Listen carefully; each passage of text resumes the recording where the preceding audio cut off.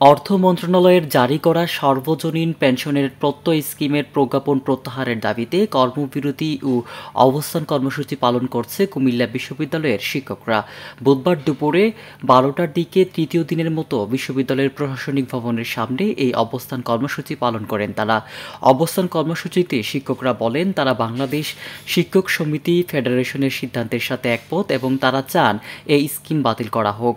আশা করেন প্রধানমন্ত্রী শেখ হাসিনা তার বিচক্ষণতার পরিচয় দিবেন এবং এই সমস্যার দ্রুতই সমাধান করবেন। বলা হচ্ছে সেটা আমাদের সুযোগ সুবিধা অনেকটাই সংকুচিত করে ফেলেছে।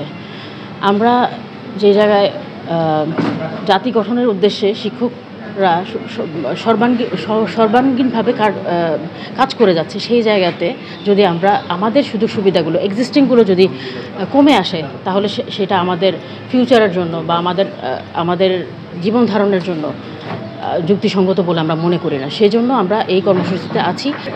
এই সমস্যার সমাধান হয়ে গেলে ইনশাআল্লাহ আমরা আমাদের ছেলেমেয়েদের ক্ষতিটা পুষিয়ে দেওয়ার চেষ্টা করব। হয়তো অফ ডেতে শুক্র শনিবার অফলাইন অনলাইন যে কোনোভাবেই ক্লাস নেওয়ার ব্যবস্থা করে আমরা এই ক্ষতিটা পুষিয়ে দেওয়ার ব্যবস্থা করব।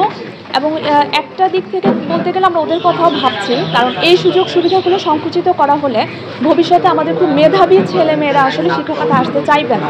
কুমিল্লা থেকে মঈন নাসের খান, আমার বার্তা।